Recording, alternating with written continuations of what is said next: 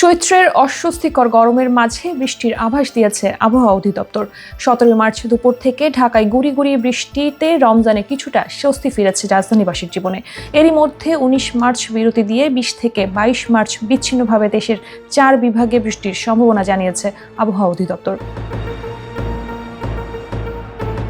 আবহাওয়াবিদ A K M. Nazmul হক 18 March পূর্বাভাসে জানান, 20 March থেকে ঢাকা, খুলনা, চট্টগ্রাম ও সিলেট বিভাগের কিছু এলাকায় ঝড় ও বজ্রবৃষ্টি হতে পারে। এছাড়া 4 বিভাগের 2-1 জায়গায় বিদ্যুৎ চমকানো সহ হালকা থেকে মাঝারি বৃষ্টির পূর্বাভাস দিয়েছে অধিদপ্তর। পূর্বাভাসে আরও বলা হয়, দেশের অন্য বিভাগের আকাশ মেঘলা থাকলেও আবহাওয়া শুষ্ক থাকতে পারে। সেই সঙ্গে সারা দেশে দিনের তাপমাত্রা প্রায় অপরিবর্তিত থাকতে পারে এবং রাতের তাপমাত্রা সামান্য হ্রাস পেতে পারে।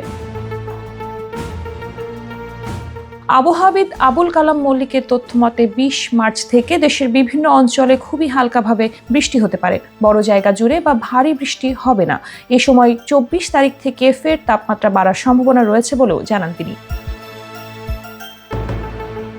আবহাওয়ার নিয়মিত বুলেটিনে কোথাও কোথাও বিক্ষিপ্তভাবে শিলাবৃষ্টির সম্ভাবনাও জানিয়েছে আবহাওয়া অধিদপ্তর।